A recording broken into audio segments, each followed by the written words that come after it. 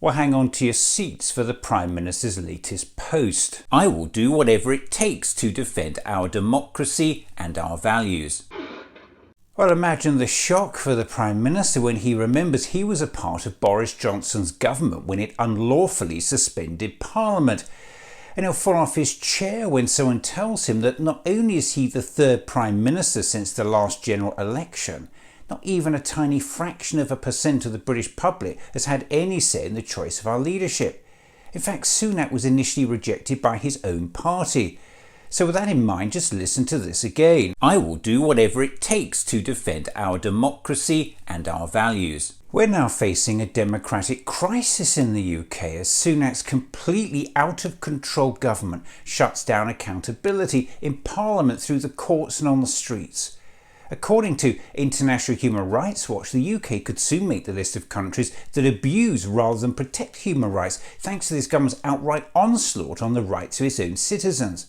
Just think about that. We clearly have a problem with human rights law in this country that is making it difficult for us to achieve our objectives. The Prime Minister's views on human rights have now manifested in his Rwanda bill, which not only says a lie is the truth, will put the UK in breach of its international legal obligations. It's a shameless power grab that will put the government above the law and sets a dangerous precedent which could ultimately put all our rights at risk. It openly seeks to disapply human rights. Don't just take my word for it. It disapplies relevant sections of the Human Rights Act. It's very clear what we're about. And the Prime Minister actually says it with a sense of pride. Successive Conservative governments have repeatedly broken the law and shown contempt for parliamentary rules and procedures. The police say they broke the COVID laws they brought in. Both the Prime Minister and the Chancellor received fixed penalty notices. For Boris Johnson, more could be on the way. Both men told the Commons they had not broken the rules.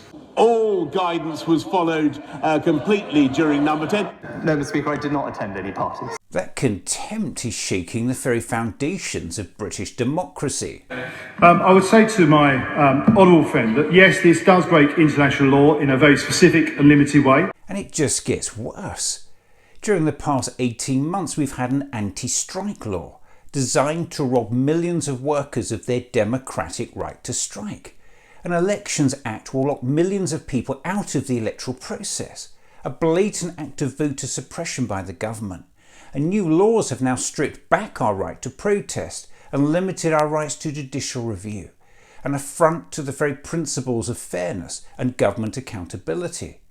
Anybody see a pattern emerging here? And now it's reported the Home Secretary is considering further tightening the law around demonstration. Protest is a fundamental human right. It's not a gift from this government to be taken away whenever it wants.